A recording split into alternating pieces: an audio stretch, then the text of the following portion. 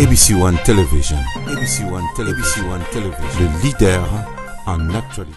Voilà mesdames et messieurs, chers internautes, bonjour ou bonsoir, ça dépend de l'heure à laquelle vous nous regardez. Vous qui êtes à Kinshasa, vous qui êtes aux États-Unis, Europe, partout où vous vous retrouvez, nous vous disons merci beaucoup parce que vous êtes très gentils. J'ai toujours dit que je suis très content de savoir que vous êtes très nombreux devant vos postes téléviseurs parce que vous êtes comptés parmi les êtres vivants. Parce qu'il y a de ceux-là qui étaient plus intelligents que vous et moi, mais qui n'ont pas pu voir cette belle journée. On appelle ici Mbote Mingi, Nzambe Apambo la Bino Sika Bozali. Merci na maman Chantal Ayawana papa Ose.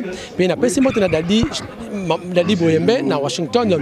Et puis on a maman Mboyo Nzambe Apambo la Bino. Kuna na kote ya Ngwanzu na Asie na keko pesa Mbote Mingi na Simplice Balunga Nzambe Apambo la Siko Zali. Et puis on va bien remettre chinois Timothée Rissa CP Imoti Trésor. Voilà mesdames messieurs, comme vous le savez, à 3 mois avant qu'il y ait une élection le 23 décembre prochain, si seulement si Pekozala, Mwanamboka Félix Tshisekedi a jugé bon à Tchaba garde-fou. Au lieu que Ezala n'a retard, en français, vaut mieux prévenir que guérir. Voilà. Il y a les gars prévenir à Tchaba garde-fou. Il y a un moment où tu as la 10e rue. Et si Kapi, tu as assisté, c'est-à-dire 10e rue, siège, il y a eu des PES. Awana, Kinshasa, la capitale de la République démocratique du Congo. Et ce qui a pu assister à la manifestation et à lancement officiel, il y a formation de témoins électoraux pour le 23 décembre. C'est-à-dire quoi? Leur élection est le 23 décembre. Tout ça, c'est un Tongo. Témoins de partis politiques et aux chaque locaux. Et après chaque élection, directement, PV va témoin et Rosanango, et que sa parti politique idée et déjà résultat na avance. Na le lancement officiel, il y a formation, il y a personne wana au témoins électoraux. Nous monitorons awa. Alors on a rolinga Tolanda, nene roleka, peut-être aux makanisi ya bana mboka au tout bazali awa na kati ya UDPS. Merci beaucoup de besoin d'abiso tika tenzama apambola bino to continuer programme d'abiso.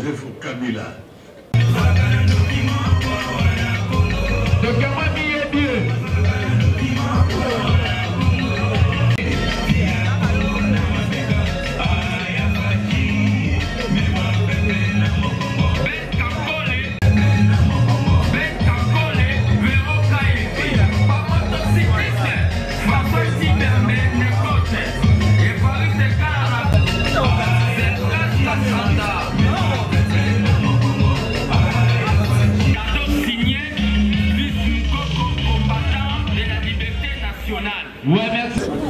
Bon, comment on a fait mon bimba que. Pour nous là, pour nous ça va témoin. Témoin, on va c'est long. Attends, ici, quand machine est là, il y a la tête, mais il va témoin, on a des idées.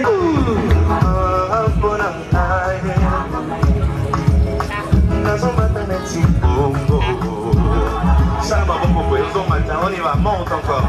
Plus haut, plus haut. Ouais. $1.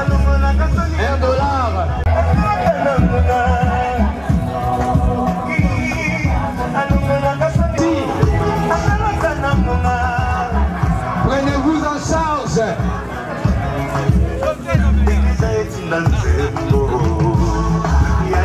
Prenez-vous en charge. Yaboye Zalate.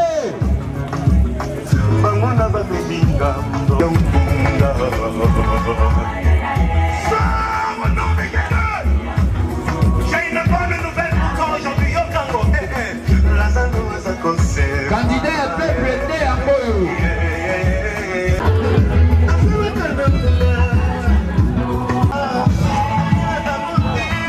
$1 ou plus.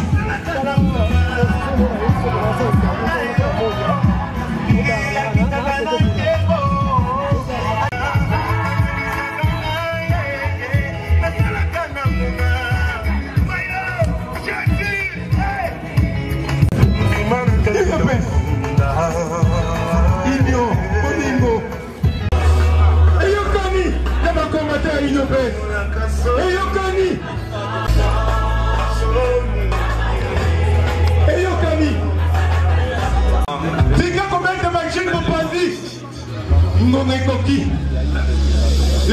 Jean-Baptiste Asiakoti. Jean-Baptiste Yakana. Yakosima Oyaye. Jean-Baptiste Idepes.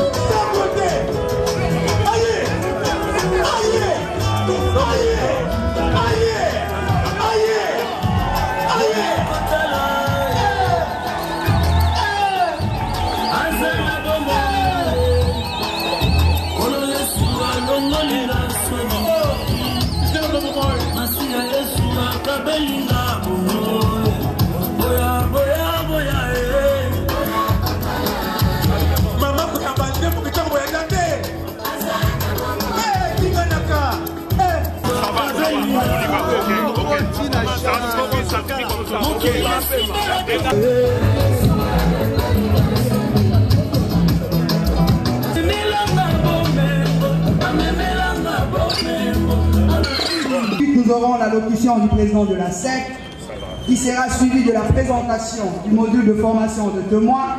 Il faut pas dans les citoyens en donner une message de notre solidarité.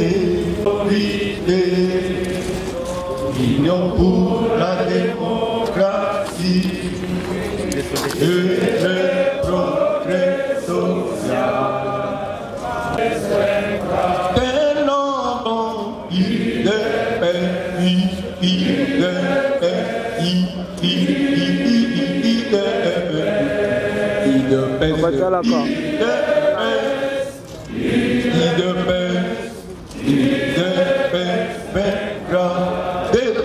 Debout combattants de liberté, luttons pour la démocratie, la liberté et le pouvoir. Nous sommes l'émanation du peuple. Debout combattants de liberté, luttons pour la démocratie, la liberté et le pouvoir. Nous sommes l'émanation du peuple.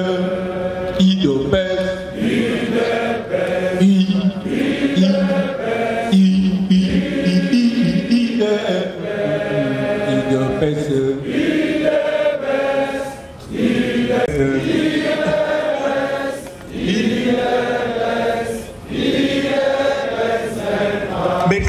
Politique peut déployer les témoins. Après, nous allons donner les conditions pour devenir témoin et les critères de désignation. Nous aurons dans un premier temps les conditions légales et génériques, les conditions particulières et spécifiques. Nous allons donner le rôle et l'importance du témoin dans un bureau de vote. Nous allons lui dire ce que sont ses droits dans ce bureau de vote et ce que sont ses obligations. Nous allons lui dire quelles sont les interdictions. Nous allons lui montrer l'attitude à observer en tant que témoin dans un bureau de vote. Après ces généralités, c'est le deuxième chapitre qui est le clou du module de formation, c'est les tâches et la mission du témoin. Ces tâches sont divisées en 4. 1. Avant les opérations de vote. 2. Pendant les opérations de vote. 3. Après les opérations de vote, c'est-à-dire pendant le dépouillement. Et 4. Enfin, au centre des liaisons et des compilations des résultats. Et le dernier chapitre, c'est les autres dispositions particulières. Nous allons dire au témoin ce qu'il doit avoir comme kit avec lui, les stratégies qu'il doit adopter au moment de se relayer avec ceux qui sont à l'intérieur et ceux qui sont dehors. Nous allons leur montrer les grandes difficultés vécues les années antérieures, c'est-à-dire en 2006 et en 2011, pour qu'ils soient cette fois-ci conséquents. Et il y a une mise au point qui clôture le module de formation. Merci pour votre attention. Merci. Merci beaucoup. Je crois que l'éclairage n'est pas avec nous, on va presser pour le temps. Nous avons 2 exemplaires de notre module de formation à remettre au président du parti ainsi qu'au secrétaire général. Et nous invitons, pour gagner du temps, le président du parti à monter sur le podium pour dire son mot et lancer la session de formation. Monsieur le secrétaire général, vous pouvez l'accompagner, comme ça nous vous remettons ainsi votre nom.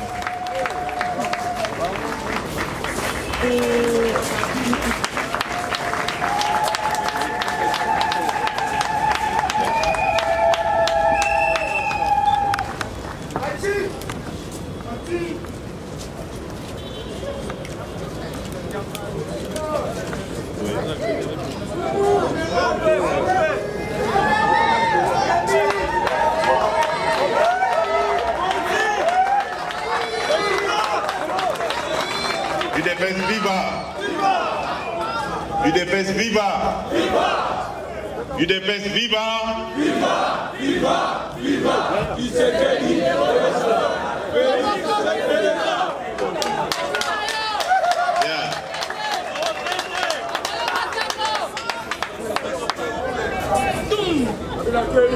Ya liboso esengeli topesa longoni na commission électorale na biso ekambami na maître Jacquemain Chabani obetela bango makasi maboko makasi.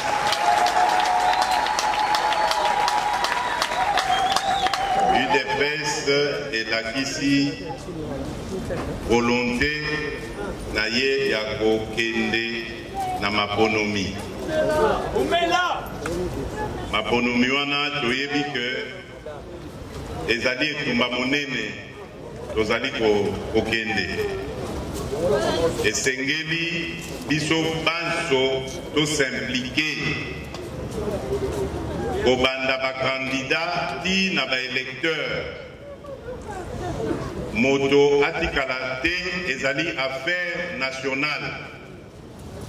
Soki tolingi victoire na biso ekoka le 23 décembre ezali likambo ya effort ya moko na moko kati na biso. Donc likambo esalemi lelo ezali likambo ya motuya.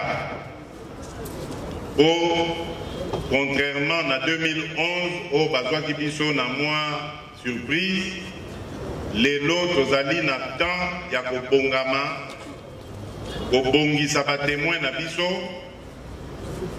kosala de sorte que batémoin wana bazala bisika biso oyo babureau de vote ekozala. Tokosala yango biso moko te.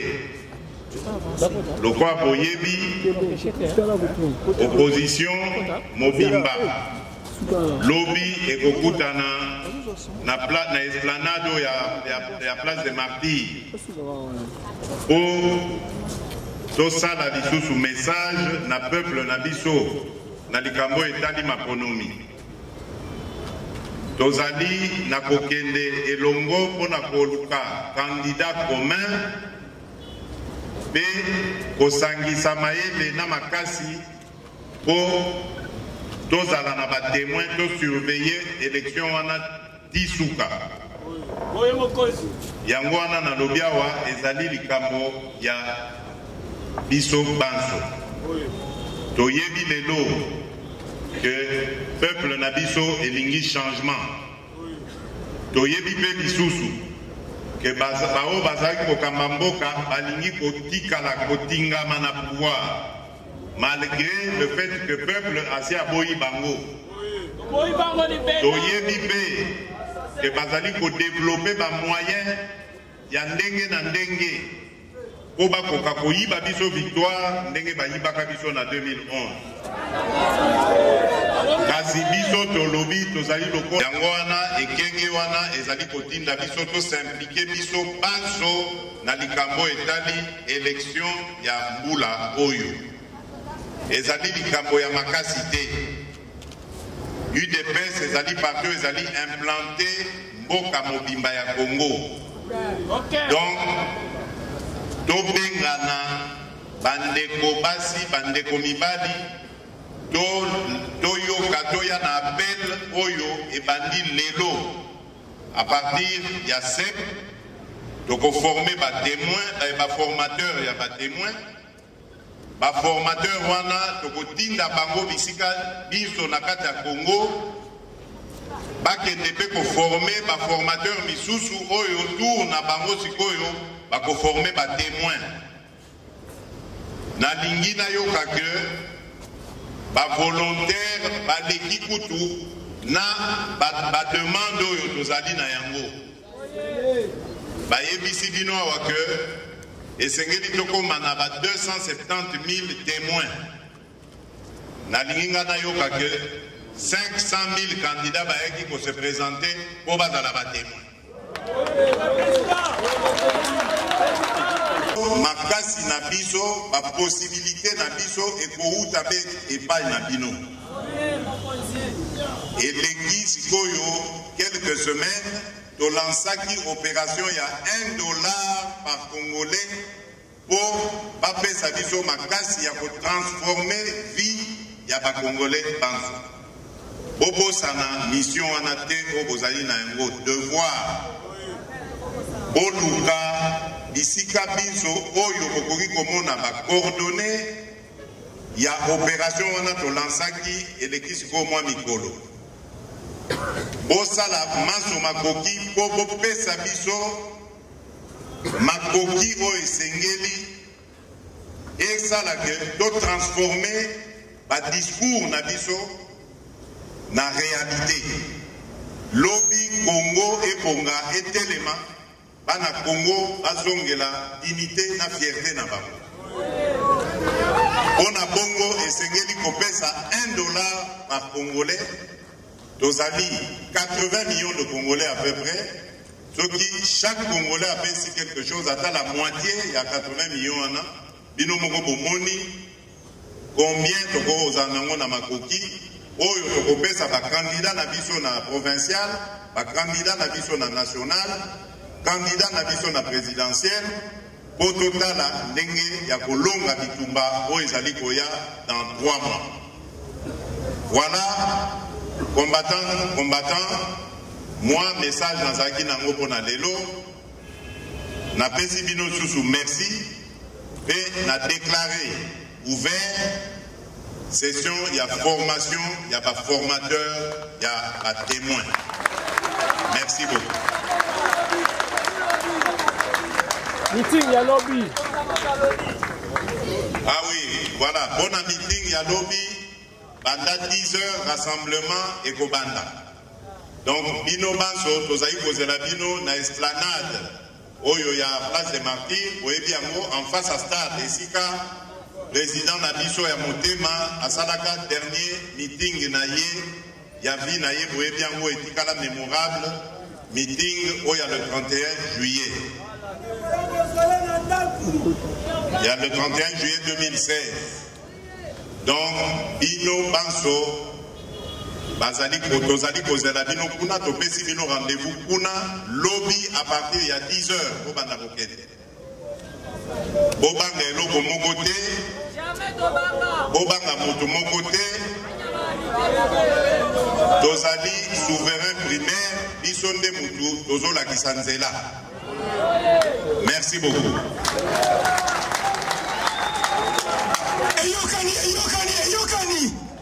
Rapidement. Bonsoir, Président. Bonsoir. En fait, tu as assisté à le lancement officiel de la formation des témoins électoraux pour la partie n'habité. C'est pour quel objectif vous saluez vraiment, Lélo? D'abord, les alliés exigences, il y a loi électorale. Le processus oyo bazo kosenga na ba parti politique bazo permettre pe na ba parti politique bazala na ba témoin mibale dans chaque bureau de vote. Donc toujours appliquer loi électorale na ba disposition na yewana mais aussi biso IDPS toza lokola nzete betela kake to yebi processus électoral ndenge sala makana mboka na biso Tout ça la élection en 2011 ba vota papa Etienne Tshisekedi na peuple congolais na nenge ya kosakanati. Mais Kindo Kimuibi et yaki otelemela biso et voler victoire na biso. Donc tokoki kondima deuxième fois basalela biso eloko wana ti. Toyebi que tozali parti à peuple pe candidat na biso maboko pembe Félix Tshisekedi azali pe candidat à peuple bako voter pe massivement. Mais toyebi pe bango Kimuibi batikate Kindo Kibazanango. Donc il faut to milengele tozala prêt ya ko affronter tricherie na bango. Et pour ce faire, yango tozo mettre en place bataillon ya ba témoin na biso ba guerrier au ba batela vote ya peuple congolais na victoire ya UDPS. Est-ce que vous pensez que ce qui est bataillon on a ba témoin ça pourra diminuer un peu ba danger? Nécessairement. Nécessairement parce que bakoye ba ke toyebi vérité. Bakoye ba ke tozana ba preuve la vérité. Bakoye ba ke ce qui ba sali to ko réagir na ninga ko sakanati. Mais président Limi Sangana tout le monde na oyo d'un côté beaucoup rejeté un peu machine à voter pour le 23 mais de l'autre côté tout le monde a besoin sensibiliser toujours population. C'est une contradiction est-ce que bozo sangisa pondu na matembele. Ils ont deux choses différentes. C'est-à-dire les lots tobeti lisolo ba témoins électoraux. Exactement. Témoins électoraux et zali ndenge na yebi. Mais témoins pour l'élection le 23. Mais il y a un témoin électoraux wana ezali na loi électorale. Yo siko beti li sur la machine pesa na loi électorale te. Vous comprenez? Donc ozo sang sa ponu na matembe. Te natuni motuna na parce que sans machine ekozala raté. Li solo ya machine. To si to lobeli yango pe mingi. C'est ni pe peuple congolais a eu position na biso. Mais ça n'empêche que en tant que parti politique en tant que parti au hasard candidat au peuple congolais à Zakozela. Cela n'empêche que biso tozo milengele pour la élection. Si quoi machine peut tozo talayan. C'est ni pas ebi que tozo talayan. Biso ensemble parce que le processus électoral au ezali à peuple congolais ya sénité. Biso ensemble naie par parti politique, ba candidat na ba électeur tout si li sali comme ya machine en responsable. Ce que batemo tout beaucoup boza kozwa bango pe ba bazo ta ba province pe ba ko ya po ti obeka ba ruta kisa saka paquet ça là ngo na ba province nyonso 26 Kinshasa est la capitale cérémonie salami à président pe azaliawa to lancer to ko sala ngo awa to ke na ba province to ko sala formation na ba province na ba tu ba province dans chaque circonscription partout place tozali na uti koye sabino awa na discours introductif que l'UDPS azali na ba candidat na ba province nyonso na ba circonscription nyonso na ba district nyonso ya République démocratique du Congo soki toza na candidat président de la République azaya mboka mumba toza na ba députés nationaux candidats na ba provinciaux partout ba kozala accompagner na ba témoins na biso partout. D'accord, un message particulier no ko bisa bande on na biso ata na libanda ya mboka pe na ABC One ore sa bonne. Totika la vigilant, il y a rotelema élection il y a décembre il y a le 23 décembre ezali kadoté. Poto arraché en haut to sali ba manifestation pe ebelé. Depuis 2015 tito koma boy. Bande ko na biso pe ba kufi ebelé. Makila etangi misusu baza na prison ti lelo baleki na biso filimbi bazui ko toute condamnation il y a 12 mois ba aussi baza na se mabele donc zali d'abord une responsabilité pour na biso mais aussi il faut toyeba que nous avons arraché ces élections au prix de beaucoup de sacrifices pe il faut to batela ngo na ndenge ni ezala ba élection ya busolo libre transparente et démocratique et puis sa peuple sa peuple congolais n'a pas honneur naï. Donc totika la vigilance. Merci. ABC One Television. ABC One Television. Le leader en actualité.